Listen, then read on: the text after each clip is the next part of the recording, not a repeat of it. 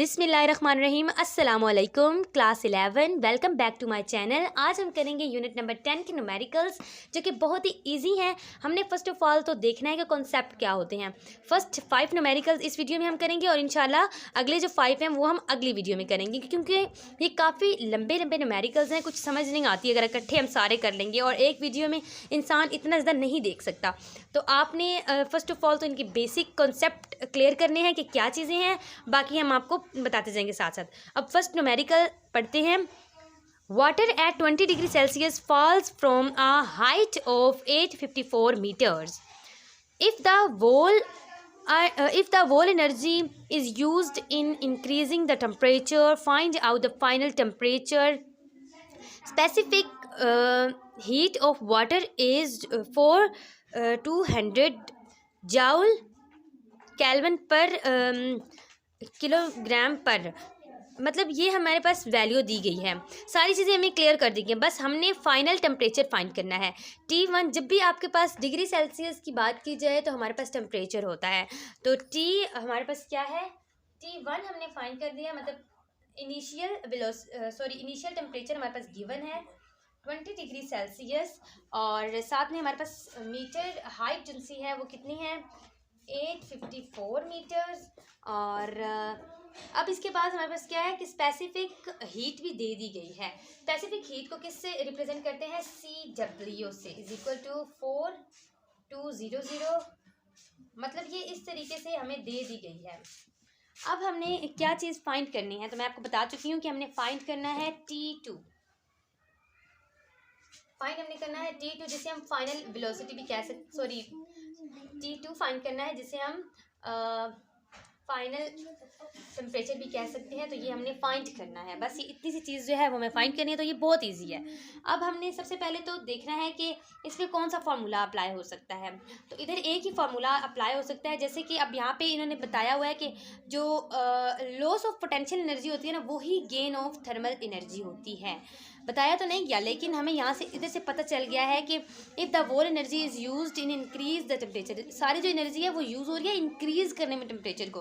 तो इससे हमें पता चल गया कि लॉस ऑफ पोटेंशियल एनर्जी जो है वही हमारे पास गेन ऑफ थर्मल एनर्जी, और यही फार्मूला हम यूज़ करेंगे। तो जब भी आपने आंसर लिखना होता है तो उसके लिए आपने सबसे पहले फार्मूला अप्लाई करना होता है, और आंसर से पहले अगर आप फार्मूला लिखेंगे तो जो चेक करने वाला है तो उसे भी पता चलेगा कि ये बच्चा जो से है वो काफ़ी मतलब कॉन्सेप्ट इस बच्चे की क्लियर है। तो हम लोग यहाँ पे लिखेंगे loss of potential energy, gain of thermal energy.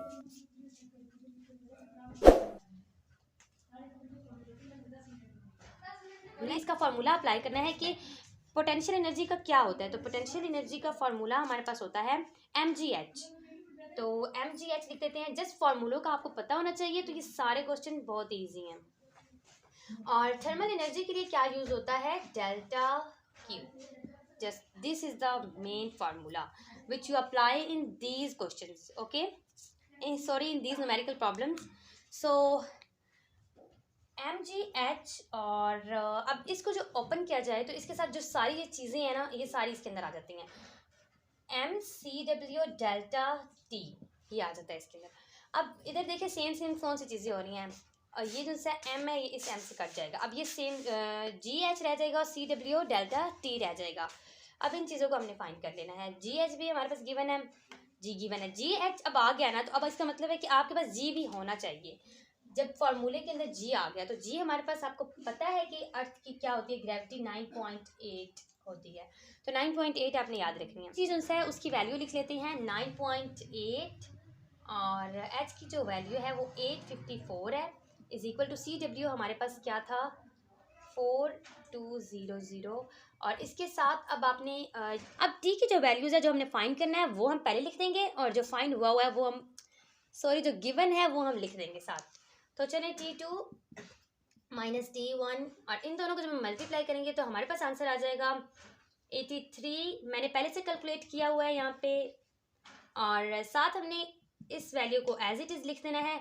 T2 हमारे पास जो सा है वो हमें नहीं पता, और T1 20 डिग्री है, लिख देंगे। अब यहाँ पे कोई और नंबर नहीं है, इसलिए हमने इसको इसके साथ डिवाइड कर देना है, क्योंकि हमने इसे ब्रैकेट ख़त्म करना है ब्रैकेट को, और इसके साथ इसको मतलब सोल्व करना है, इसलिए हमने इसे इसके नीचे डिवाइड कर देना है। 8369.2 divided by 4200 is equal to T2 minus 20 as it is आ जाएगा। अब इन दोनों को जब हम डिवाइड करेंगे आंसर आ जाएगा हमारे पास। इन दोनों को डिवाइड करने के बाद 1.99 is equal to T2 minus 20। अब हमने फाइंड क्या करना था T2, इसको हमने इधर ही रहने देना है, ये एज इट इज़ लिख देना। अब आप अगर चाहें तो इसको इस तरफ लेके आ जाएं, इसको इस तरफ लेके आ जाएं, लेकिन साइन जो है वो चेंज करने हैं दोनों के। एक का साइन चेंज होगा, जिसका मर्जी आप चाहें करें। अब मैं जो है वो T2 को इधर ही रहने देती हूँ और 20 को इधर लेके आ जाती हूँ। अभी 20 माइनस में है तो इस साइड पे आके प्लस में हो जाएगा। तो 1.99 plus 20 is equal to T2। इन दोनों को आपस में प्लस करने के बाद हमारे पास आंसर आ जाता है 21.99। तो हमारे पास T2 क्या हो जाएगा, इधर मैं लिख देती हूँ T2 is equal to 21.99 degree Celsius. किस लिए लगाया, क्योंकि जब भी आप टेम्परेचर फाइंड करते हैं तो डिग्री सेल्सियस लाजमी लगाना होता है। तो हमारा आंसर आ चुका है। तो स्टूडेंट जो सेकेंड न्यूमेरिकल है वो आप देखें, यहाँ पे लिखा हुआ है, पढ़ते हैं। 25,000 joules of heat is supplied by the system while the system does 6,000 joules of work. Calculate the change in internal energy of the system.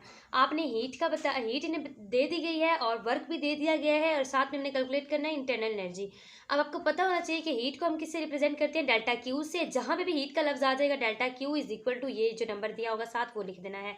और वर्क के लिए हमारे पास क्या होता है, delta W work. Delta W हमारे पास ये गिवन है, ये 6,000 दे दिया गया और साथ में हमने इंटरनल एनर्जी डेल्टा यू जो है वो हमने फाइंड करना है। तो इसे हम लिख लेते हैं। फर्स्ट ऑफ ऑल हमने डाटा बना लेना है। डाटा के लिए हमने डेल्टा क्यू यानी हीट जो है वो हमारे पास है 25,000 जाउल और साथ में हमारे पास दे दिया गया है वर्क के लिए हमारे पास दे दिया गया है delta W is equal to 6,000 joule और डेल्टा यू जो है वो हमने फाइंड करना है, यानी ये हमारे पास रिक्वायर्ड है। बस सिर्फ ये हमने फाइंड करना है। इसके लिए हम लोग क्या लगाते हैं, जब भी हमने डेल्टा यू फाइंड करना होता है तो हम लोग फार्मूला कौन सा लगाते हैं, हम लोग एक ही फार्मूला यूज करते हैं, delta Q is equal to delta U plus delta W. अब डेल्टा यू फाइंड कर रहे हैं ना, डेल्टा यू इस तरफ आ जाएगा और डेल्टा क्यू इस तरफ चला जाएगा, ये प्लस डेल्टा डब्ल्यू इधर ही रहेगा। जब भी इधर से कोई चीज़ इधर चली जाती है तो वो माइनस में हो जाती है और अगर इधर प्लस है तो वो इस तरफ आएगी तो माइनस में हो जाएगी। अब delta U is equal to delta Q हमारे पास क्या है 25,200 प्लस डेल्टा डब्ल्यू हमारे पास क्या था 6,000। अब इन दोनों को आपस में प्लस कर देना है। Delta U is equal to, जब इन दोनों को हम आपस में, अब मैंने प्लस लगा दिया गलती से क्योंकि हमें यहाँ प्लस नजर आ रहा है, यही आप लोग गलती कर देते हैं पेपर्स में। आपने इस और इस दोनों साइंस को देखना होता है। माइनस प्लस माइनस हो जाता है, माइनस प्लस क्या हो जाता है, माइनस हो जाता है। तो इन दोनों को आप माइनस कर देंगे आपस में। जब हम इन दोनों को आपस में माइनस करेंगे तो आंसर हमारे पास आ जाएगा 19,200 और जब जाउल हम फाइंड करें यहाँ पे भी तो ये जाउल हो जाएगा। ये हमारे पास एग्जैक्ट आंसर आ गया है। अब हम करते हैं न्यूमेरिकल नंबर 3। न्यूमेरिकल नंबर 3 जो है वो हम रीड कर लेते हैं। यहाँ पे मैं आपको रीड करके बता देती हूँ। A sample of ideal gas is uniformly heated at constant pressure if the amount of 180 joules of heat is supplied to the gas। एक जो सैंपल है आइडियल गैस का वो हीट किया गया कांस्टेंट प्रेशर पे और अगर उसका अमाउंट जो है हीट का 180 जूल्स हो जब supply to the gas, calculate the change in internal energy. अब आपने कैलकुलेट करना है इंटरनल एनर्जी को और साथ में of the gas and work done, और वर्क डन को भी आपने बताना है कि गैस का वो कितना है। Take y is equal to 1.41 और y को आपने 1.41 लेना है। तो आंसर अब हम सोल्व करते हैं और देखते हैं आंसर हमारा ये आता है या नहीं आता। आना चाहिए। सबसे पहले हमारे पास क्या है, जब भी आप ये फाइंड करते हैं जाउल्स हीट जिनसे है वैसे तो डेल्टा क्यू होता है, लेकिन जब आप इसको फाइंड करते हैं इसके साथ जाउल्स के साथ तो आपने p लिख देना है छोटा सा नीचे जिस तरीके से पावर q की power p is equal to 180 joules ये हो गया अपना है। y हमें दे दिया गया है, y इज इक्वल टू 1.41, ये दे दिया गया है। अब इसके बाद हमारे पास रिक्वायर्ड क्या है, रिक्वायर्ड जो चीज़ है वो हमें पता होनी चाहिए कि हमने क्या क्या चीज़ें फाइंड करनी है। रिक्वायर्ड है हमारे पास डेल्टा यू का फार्मूला आपको पता है कि डेल्टा क्यू वाला फार्मूला यूज होता है, और डेल्टा डब्ल्यू ये भी हम आपको बताएंगे, ये भी इसी क्वेश्चन में हम सॉल्व करेंगे। अब सॉल्यूशन आ जाता है, सॉल्यूशन की बात की जाए तो वो हमने क्या लिखना है, हम जानते हैं, हम लिख देते हैं वी नाउ दैट, जैसा कि हमें पता है कि जो डेल्टा क्यू है वो delta U plus delta W के इक्वल होता है, ये इक्वेशन 1 नाम दे देते हैं इसे। अब जो डेल्टा क्यू पी है वो किसके इक्वल हो जाएगा, ये इसका थोड़ा सा अलग फॉर्मूला है, हल्का सा थोड़ा सा ये अलग है, n C P delta T, ये है इसका फॉर्मूला। अब हमने ये करना है, क्योंकि जो v होता है ना, v उसको देखा जाए v is equal to C P divided by C V होता है, और जो y होता है ना वो C V is equal to C P होता है, इस तरीके से c की पावर p ये होता है। और एज कांस्टेंट वैल्यू फिर क्या होगी, delta Q V is equal to delta U, ये हो जाएगी। तो फिलहाल तो हम इसे छोड़ देते हैं, इसको नहीं देखते, हम लोगों ने सिर्फ इसे देखना है जो फार्मूला है डेल्टा क्यू पी जो है वो हमारे पास क्या है, n C P delta T. अब हमने क्या करना है, इसका जो इसकी जो वैल्यू है वो है 180 लिख देना है इज इक्वल टू एन, और सी पी की जगह क्या कर देना है, हमने आपको बताया जिस तरीके से मैंने यहाँ फार्मूला लिखा उसको ड्राइव किया तो वी सी वी आ जाएगा, ये आ जाएगा इस तरीके से, और आगे हमारे पास delta T as it is रह जाएगा, और इसके बाद हमने 180 एज इट इज लिख देना है, ये एज इट इज आ जाएगा। और एन और y की वैल्यू हमारे पास क्या थी, 1.41 थी, और n हमने एज इट इज लिख देना है, सॉरी n हमने पहले लिख दिया है, सी वी एज इट इज रहने देंगे, और डेल्टा टी जो है वो भी एज इट इज रहने देंगे।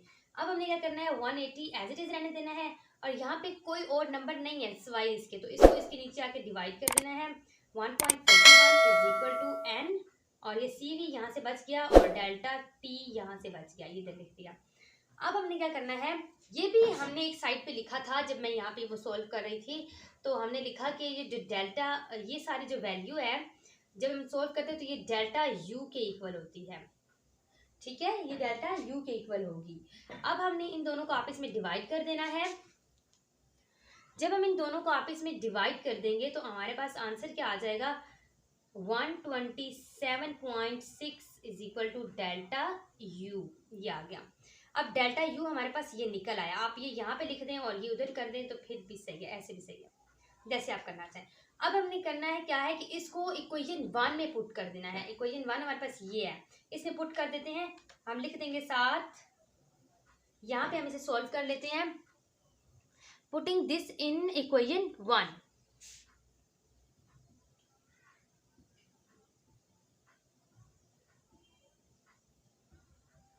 इक्वेशन 1 में जब हम पुट करेंगे तो फिर क्या होगा, डेल्टा क्यू पी, ये हमारा हाफ अलहदा हो गया और हाफ ये इसी का है, डेल्टा क्यू पी, और साथ हम लोग लिख देते हैं फॉर्मूला वही delta U plus delta W, और इसके बाद हमने क्या करना है, 180 इसका था, और is equal to delta U जो है वो हमारे पास निकला 127.6, और साथ हम लिख देंगे प्लस डेल्टा डब्ल्यू, क्योंकि हम डेल्टा डब्ल्यू अब फाइंड करने लगे हैं तो delta W as it is लिख देंगे। अब डेल्टा डब्ल्यू को इधर ले आएंगे और साथ में ये रेस कर देते, डेल्टा डब्ल्यू हम इधर ले आए हैं, अब हमारे पास जो ये बच गया इसको हमने उस तरफ लेके चले जाना है, तो 180, अब ये प्लस में था तो इसको हमने किस में कर देना है, माइनस में, -127.6, इन दोनों को आपस में माइनस करेंगे तो डेल्टा डब्ल्यू हमारे पास आ जाएगा 52.4 जाउल, यही हमारा आंसर है। ये दो हमारे पास आंसर है, एक हमारे पास ये वाला आंसर आया है, एक हमारे पास ये वाला, और ये बुक के साथ मैच करेंगे तो एग्जैक्ट ऐसे ही होंगे। नेक्स्ट पार्ट की तरफ चलते हैं, पार्ट नंबर 4। अब जो पार्ट नंबर 4 है वो बहुत ज़्यादा इजी है, इसमें कोई चीज़ भी गिवन नहीं है, नज़र तो ऐसे ही आ रहा है। देखिए, find the efficiency of a current heat engine working between the steam and ice point. अब यहाँ पे आपको नज़र आ रहा है कोई चीज़ गिवन नहीं है, बस इन्होंने ये बताया है कि एफिशिएंसी फाइंड करनी है। आपने किसकी एफिशिएंसी फाइंड करनी है, स्टीम की भी फाइंड करनी है और हीट आइस की भी फाइंड करनी है। अब आप लोग कंफ्यूज नहीं होंगे, बिल्कुल सिंपल और बिल्कुल इजी न्यूमेरिकल है। बस हमने फाइंड करनी है एफिशिएंसी का फार्मूला हमें आना चाहिए, और बाकी स्टीम और आइस मैं आपको भी बताती हूँ इनका क्या मकसद है इसमें। तो सबसे पहले हम डाटा लिख लेते हैं। डाटा में हमने क्या लिखना है, आइस टेम्परेचर जो सा है आइस का, टेम्परेचर जो सा स्टीम का है वो कितना दिया गया है, हमें नहीं दिया गया, और उन्होंने कहा है कि फाइंड करना है टेम्परेचर आइस का भी। तो अब हमें पता होना चाहिए कि जब भी कोई चीज़ बॉयल होती है, एक कंटेनर में कोई चीज़ बॉयल हो रही है, तो उसका जो टेम्परेचर है वो 100 डिग्री सेंटीग्रेड होगा। और जब भी कोई एक चीज़ जो है वो फ्रीज़र में रख दी जाए, एक गिलास पानी का फ्रीज़र में रख दिया जाए, तो वो आइस बन जाता है, तो वो 0 डिग्री फ़ारेनहाइट पे चला जाता है, इसकी 0 डिग्री हो जाती है और इधर 100 डिग्री हो जाती है। बस ये याद रखना है कि स्टीम जहाँ पे भी लफ्ज़ आ जाएगा तो उबलता हुआ पानी होता है, और स्टीम उबलते हुए पानी से बनती है, तो वो 100 डिग्री सेंटीग्रेड पे होता है, और आइस जो सी है वो 0 डिग्री सेंटीग्रेड बिल्कुल ठंडा। तो इसका हम लोग लिख लेते हैं 100 डिग्री सेंटीग्रेड, और इसका जो सा है वो 0 डिग्री सेंटीग्रेड। और जब भी हम लोग टेम्परेचर जो सा होता है फाइंड करते हैं, उसके लिए हम लोगों ने केल्विन में चेंज करना होता है इसे, तो इसे प्लस कर देना होता है। वैल्यू केल्विन की क्या, केल्विन की वैल्यू है 273, इधर भी 273 प्लस कर देंगे, इधर भी 273 प्लस कर देंगे। 273 प्लस किया तो हमारे पास आंसर आ जाएगा 373 केल्विन, और इधर हमारे पास आंसर आ जाएगा 273 केल्विन, क्योंकि 0 के अंदर प्लस किया जाए तो 273 केल्विन होता है। अब हमने रिक्वायर्ड क्या है, रिक्वायर्ड है हमें एक ही चीज रिक्वायर्ड है, वो है एफिशिएंसी। एफिशिएंसी किस तरीके से हम फाइंड करते हैं, तो वो हमने फाइंड करनी है। अब हम लोग परसेंटेज एफिशिएंसी फाइंड करेंगे इधर इसमें। तो परसेंटेज एफिशिएंसी का फॉर्मूला क्या है, ये फॉर्मूला है हमारे पास is equal to 1 minus T2 minus divided by T1 और मल्टीप्लाई बाय 100, ये है हमारे पास। चलें जी, अब हम इसका सॉल्यूशन कर लेते हैं। सॉल्यूशन में हमें लिखना है efficiency of a Carnot. Carnot की हम लोगों ने एफिशिएंसी फाइंड करनी है, कॉर्नेट इंजन है, ठीक है। अब हम लोगों ने इसकी एफिशिएंसी फाइंड करनी है, सारा यही फॉर्मूला यूज करते हुए।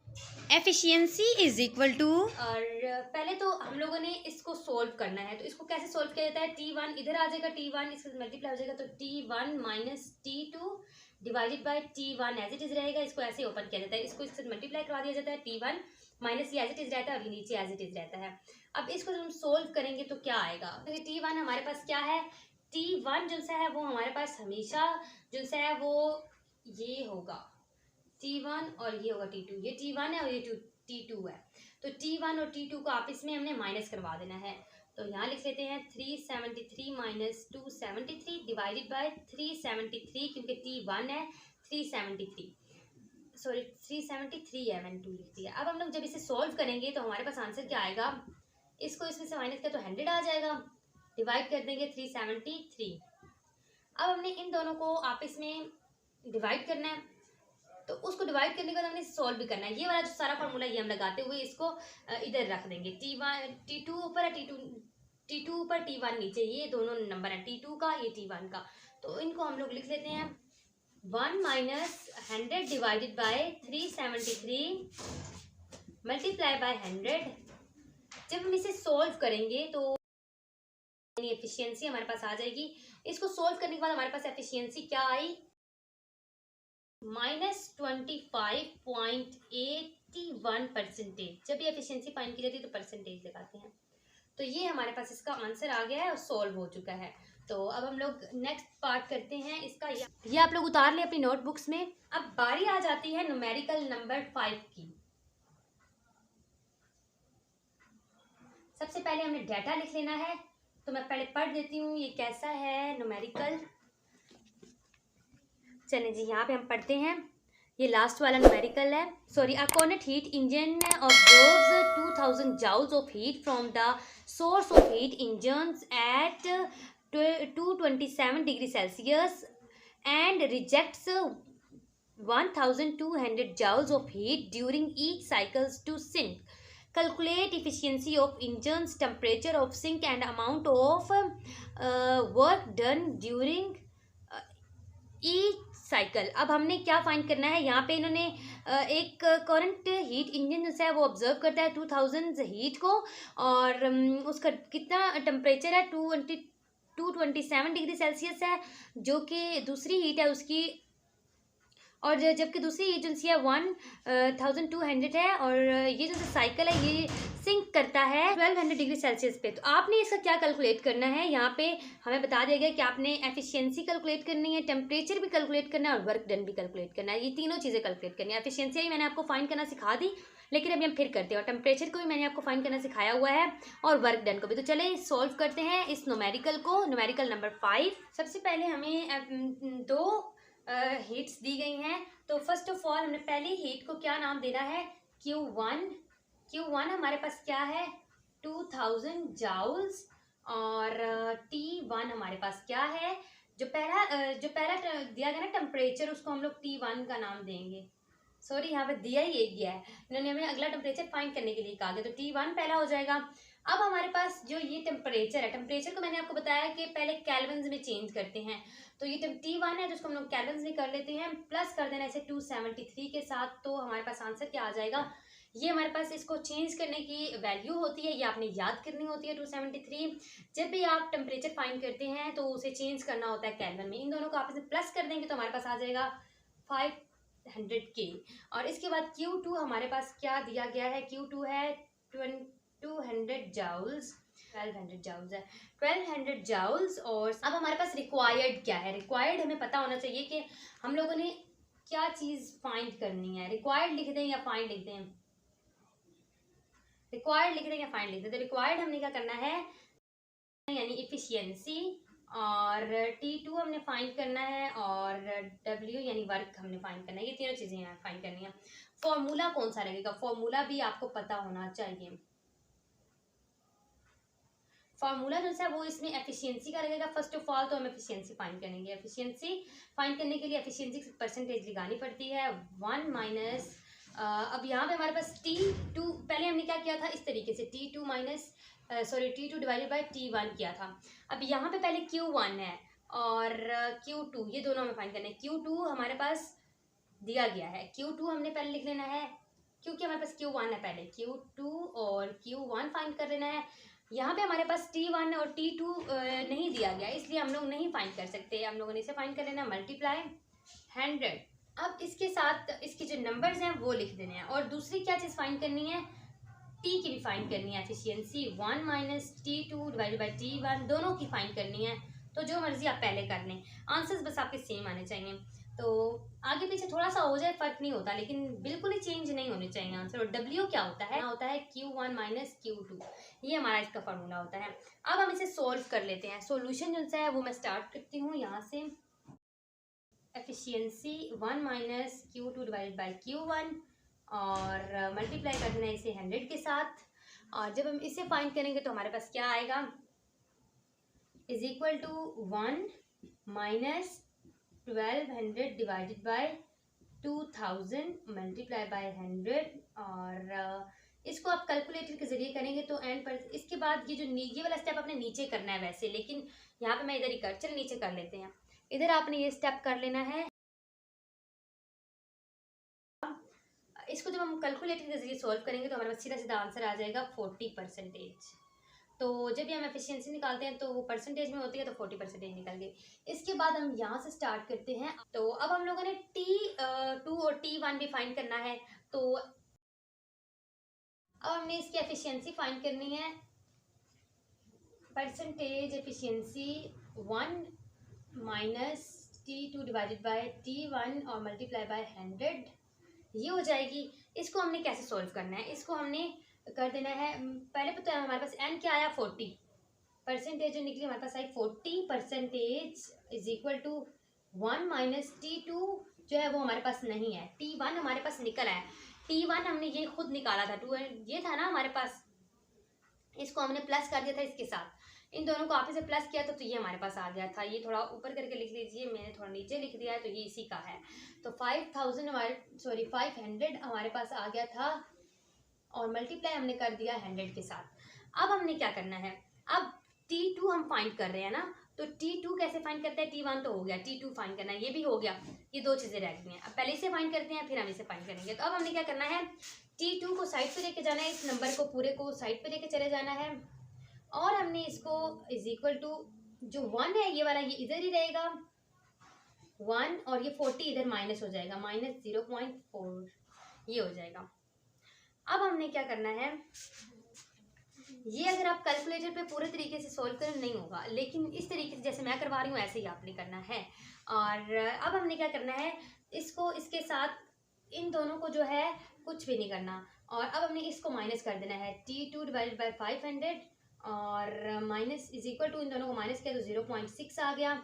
और अब जो T2 इधर ही रहेगा, और ये जो सा है नंबर ये उस तरफ चला जाएगा 0.6। जब ये नीचे वाले नंबर ऊपर चला जाता है ना तो मल्टीप्लाई होता है हमेशा। तो हम लोग यहाँ पे लिख देंगे 500 मल्टीप्लाई बाय 0.6। तो इन दोनों का हम मल्टीप्लाई करेंगे तो T2 हमारे पास आ जाएगा 300K। अब हमारे पास क्या रह गया है, T2 जो सा है उसको इज इक्वल टू 300K तो लिख लिया हमने 300K।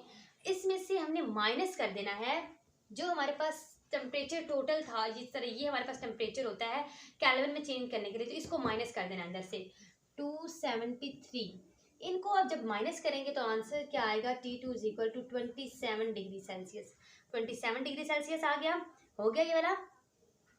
तो इसको भी हम लोग वो परमानेंट कर देते हैं। इसके बाद जो लास्ट चीज़ है वो हमारे पास डब्ल्यू फाइंड करना तो बहुत इजी है। Q1 को Q2 से माइनस कर देंगे, 2000 को 1200 से हम लोग निकाल देंगे, तो 2000 माइनस 1200, तो इन दोनों को जब हम माइनस करेंगे तो हमारे पास आ जाएगा W is equal to 800 joules. तो ये हमारे पास तीसरा आंसर भी आ गया, 3 जो से हैं वो हमारे पास आ गए हैं।